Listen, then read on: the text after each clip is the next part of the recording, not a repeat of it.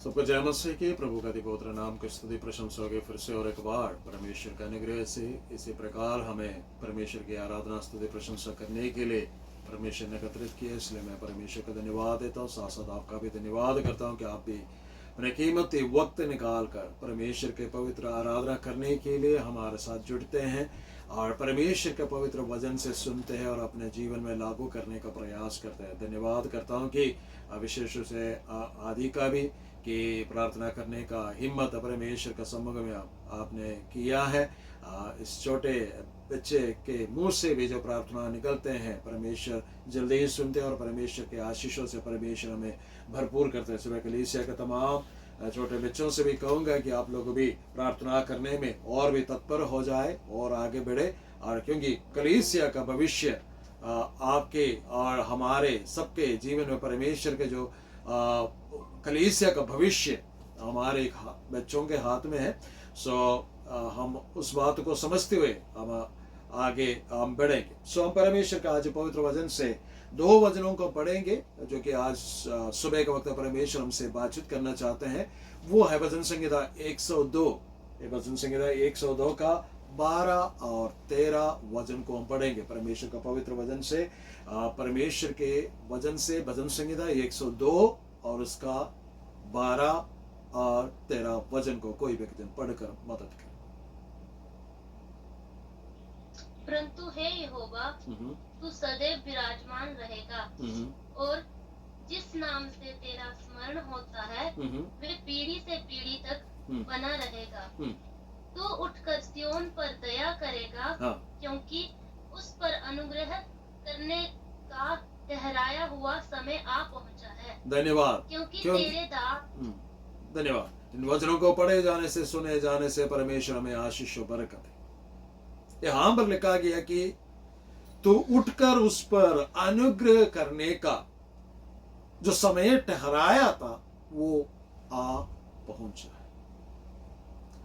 भजन संहिता 102 किसने लिखा है यहां पर नहीं लिखा गया, लेकिन उसके ऊपर शीर्षक जो दिया गया है वहां पर इस प्रकार लिखा गया कि संकट में पड़ा हुआ एक युवक की प्रार्थना, और उसके नीचे लिखा है कि दीन और दरिद्र या एक अभागा व्यक्ति का प्रार्थना। जब हम इस भजन संहिता को जो आयतें हैं इसमें 28 आयतें हैं, इसको हम दो भागों में बांट सकते हैं। पहला आयत से लेकर 11 आयत तक पहला भाग, और दूसरा जो है उसका 12 आयत से लेकर 28 आयत तक का जो बातें हैं। पहला जो भाग है वहां पर वो एक व्यक्ति परमेश्वर के सम्मुख में आकर अपने अभाग अवस्था को देकर, अपने ना हमारा भाषा में अगर कहे तो बेकिस्मती को देखकर और परमेश्वर के सम्मुख में अपने हृदय को खोल कर बता रहे।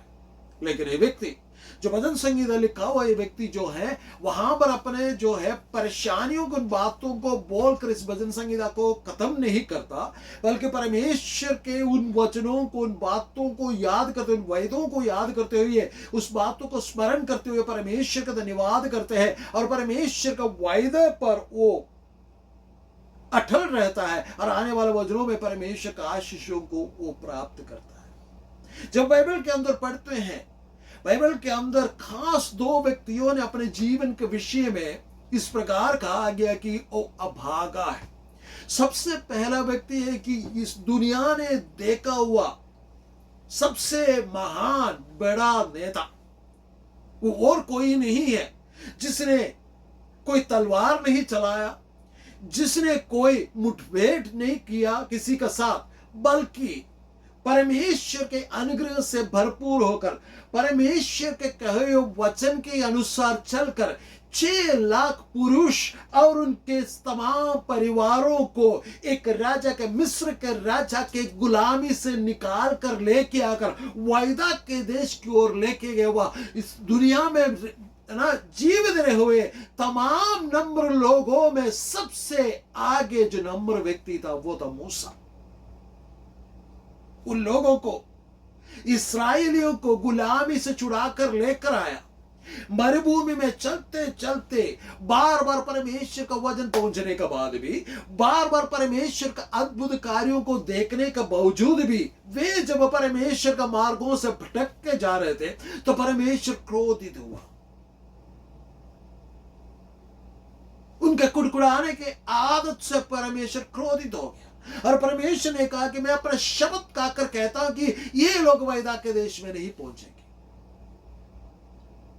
सो वहां पर मूसा अपने आप को परमेश्वर का सम्मुख में रखते हुए इस प्रकार कहते कि मैं उस ऐसा अभागा परिस्थिति में पहुंचकर मरना नहीं चाहता, मुझे अभी मरवा दो। मैं अभाग्य स्थिति में रहना नहीं चाहता। लेकिन परमेश्वर ने उसके जीवन को बदल डाला। उसके प्रार्थनाओं के अनुसार फिर परमेश्वर ने इस्राएलियों के ऊपर अनुग्रह किया। दूसरा व्यक्ति जिसने इस विषय के बारे में कहा कि क्या ही अभाग्य व्यक्ति हूं मैं, वो है पौलुस प्रेरित। दुनिया ने देखा हुआ सबसे बड़ा मिशनरी, सबसे ज्यादा कलीसियाओं का स्थापना करने वाला, परमेश्वर की ओर से बुलाया हुआ परमेश्वर का दास पौलुस।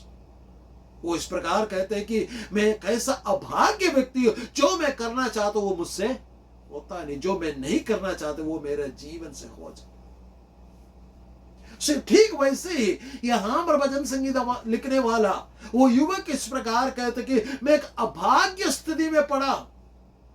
कई बार हम भी हमारे जीवन के विषय के उन कमजोरियों को, उन परेशानियों को, जिस परेशानी से होकर हम गुजर रहे, उन परेशानियों को देखकर परमेश्वर के उस वायदे को देखने का बजाय, परमेश्वर ने किया उस वायदे पर विश्वास करने का बजाय, हम हमारे उन परिस्थितियों को देखते हैं जिस परिस्थिति से वर्तमान में हम जा रहे, या हम जिस परिस्थिति से होकर गुजर कर आए, उन बातों को बार बार मोड़ कर देकर हम परमेश्वर के उन वायदाओं को भूलने का प्रयास करते हैं।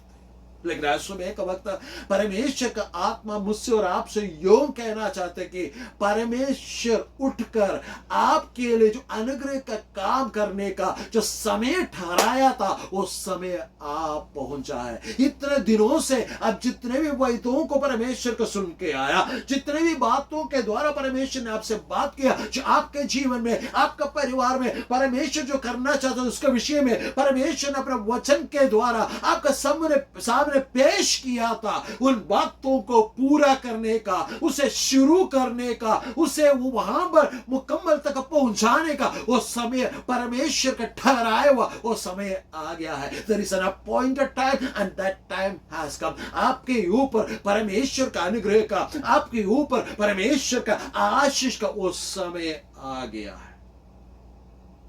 यहां पर जब आप क्या बोलते हैं कि उन वचनों को जो पढ़ते पहली आयत से लेकर 11वीं आयत तक, वहां पर हमें 7 प्रकार का अभाग्य अवस्था के विषय में वहां पर सबसे कहते हैं। सबसे पहले हम 3री आयत को जब हम पढ़ेंगे, वहां पर लिखा गया कि मैं जो है दिन के उड़ाई जाने वाला धुआं के समान बन गया।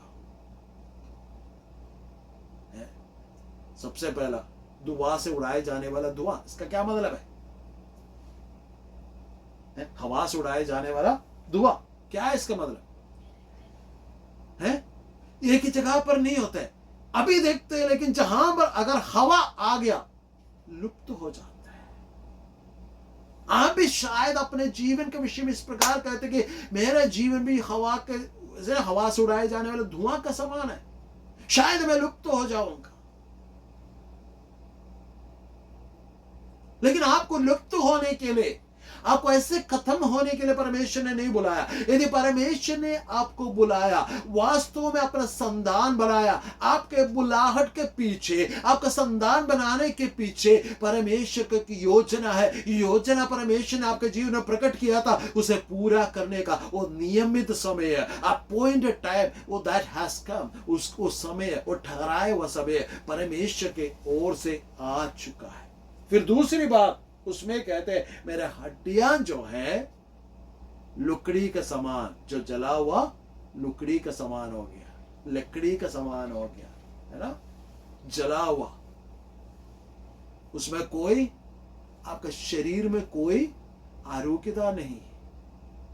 तीसरी बात कहते हैं जब हम आगे को पढ़ते हैं, है ना, उसके 6वीं आयत में लिखा है मैं जंगल के उस धनेश के समान हो गया। जंगल के उस धनेश का समान। क्या धनेश पक्षी को आपने देखा? हमने देखा जंगल में, हम जिस जगह पर रहते हैं उस जगहों में रात को आपने सुना होगा कि पक्षी बोलती रहती हैं, और उस धनेश पक्षी के विषय में इस प्रकार कहा जाता है कि वो नीचे का पानी नहीं पीते हैं, वो परमेश्वर को सामने कराते हैं, और जब तक ऊपर से पानी है ना बारिश के रूप में नहीं आएगा तब तक वो नहीं पी सकते। कई लोगों को इस प्रकार कहते हैं, मैंने सुना कि जब वो नीचे का पानी पीने के लिए जब वो घूमती है, उसे देखते हैं, अपने चोंच ले जाते हैं, तो उस पानी में उसको खून लहू नजर आता है, इसलिए वो पी नहीं पाता। शायद आपको भी लगता है आप वहां से यहां से अपने जीवन में क्या कहते हैं कि कुछ ना कुछ शांति पा सकते हैं, लेकिन जब आप आजू बाजू में देखते हैं तो आपको क्या लगता है?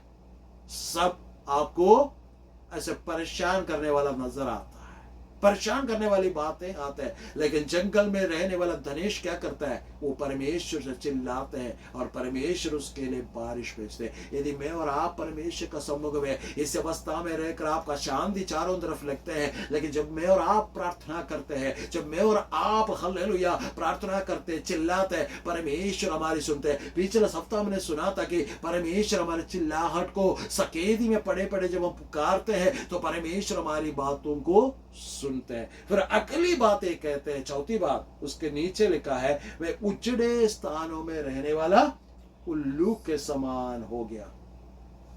उल्लू बोलने के लिए क्या है? उल्लू पक्षी है। उसका अगर चेहरा देखे वो जानवर का चेहरा है, पीछे को देखे क्या है?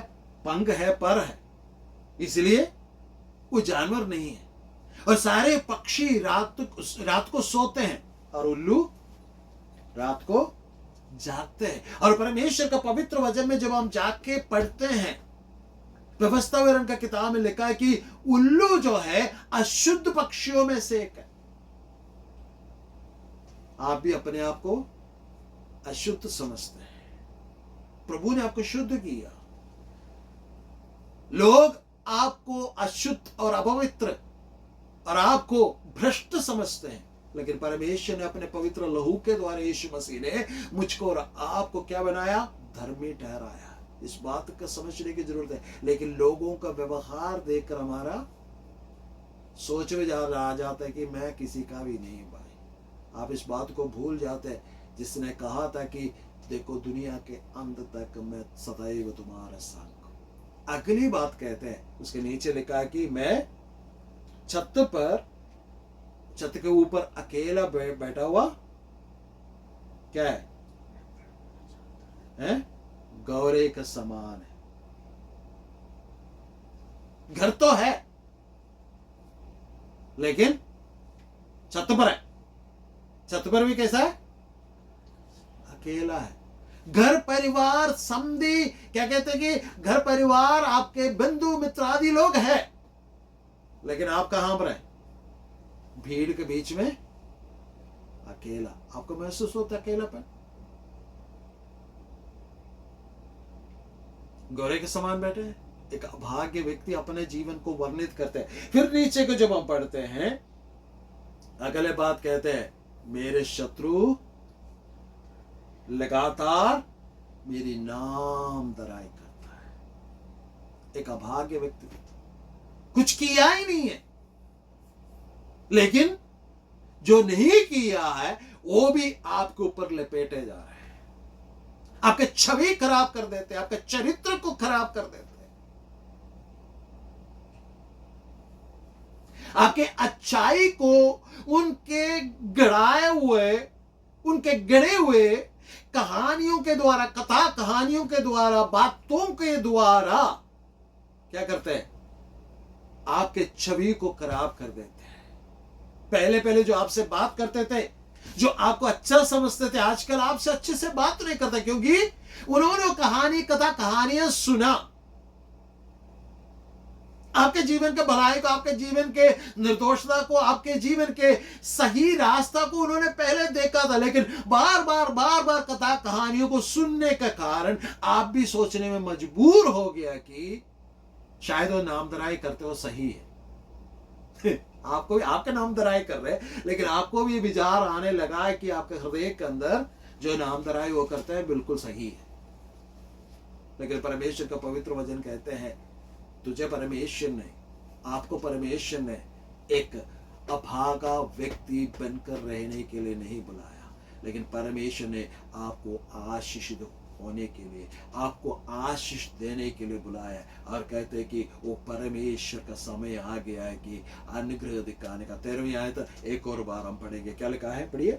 तो उठकर सिय्योन पर दया करेगा, क्योंकि उस पर अनुग्रह करने का ठहराया हुआ समय, उस पर अनुग्रह करने का ठहराया हुआ समय आ पहुंचा है। मेरा प्यारो, इस साल का शुरुआत में परमेश्वर ने हमें एक वचन दिया था।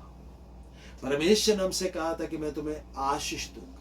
परमेश्वर ने आपसे कहा था, मुझसे कहा था कि परमेश्वर हमें हालेलुया टटके तेल से और अन्न से नहीं, दाखमधु से हमें परमेश्वर हमारी जरूरतों को पूरा करेगा। और परमेश्वर कहते हैं 11वां महीना खत्म होने वाला है, तो आज भी यही बात कहते कि मैं अभागा हूं, मेरे जीवन में कुछ भी नहीं हुआ, लेकिन परमेश्वर यूं कहते हैं तुम्हारे ऊपर अनुग्रह करने का वो समय, ठहराए वो समय आप पहुंचा है। प्रभु कहते हैं देखो कटने का समय आ गया है। क्या आप काटने के लिए, क्या आप को प्राप्त करने के लिए तैयार हैं? नियमित समय पर परमेश्वर अपने आपके जरूरतों को पूरा करते हैं। यदि वो कुबड़ी स्त्री उस दिन आराधनालय में नहीं जाती तो प्रभु यीशु मसीह की ओर से वो चंगा प्राप्त नहीं करते।